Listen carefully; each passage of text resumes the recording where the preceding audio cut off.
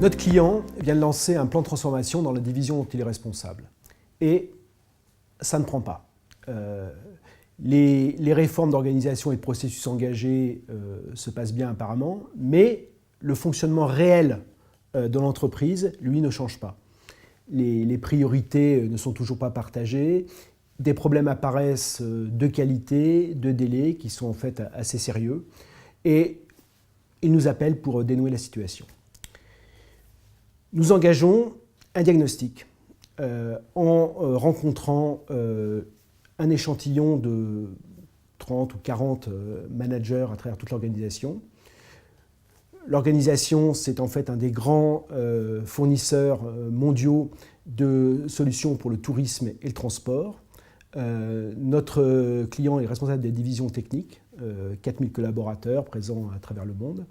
Nous organisons donc ce diagnostic, nous rencontrons ces managers et nous faisons ressortir un élément fondamental qui est que l'organisation fonctionne encore selon un schéma de start-up en fait. Un schéma de start-up, c'est quoi? C'est un fondateur très fort, très puissant, omniscient, qui intègre finance, marketing, technique, ressources humaines, qui permet à ses collaborateurs de se focaliser sur leur partie en ignorant un peu celle des autres. Et c'est un système très efficace. Mais c'est un système très efficace en deçà d'une certaine taille. Passer une certaine taille, ça ne marche plus. Car passer une certaine taille, il y a forcément plusieurs fondateurs. Nous les avions appelés les managers sachants. Et ces managers sachants, ils ne savent pas bien collaborer les uns avec les autres. Ils ne savent pas partager leur pouvoir. Ils ne savent pas non plus faire collaborer leurs équipes avec celles des autres quand elles sont à l'extérieur de leur zone d'influence.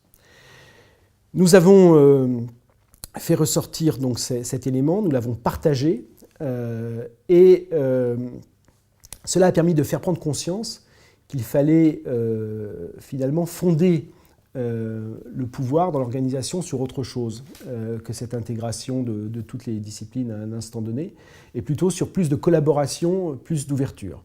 Nous avons d'ailleurs appelé notre rapport « Transformer le pouvoir pour pouvoir transformer ».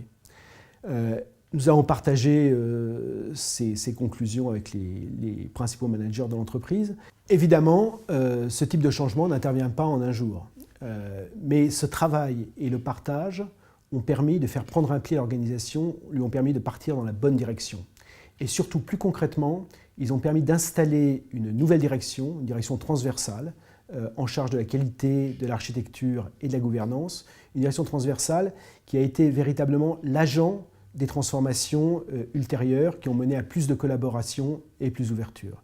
Et c'est grâce à ce diagnostic et à son partage que cette organisation a pu avoir cet impact et l'avoir aussi rapidement.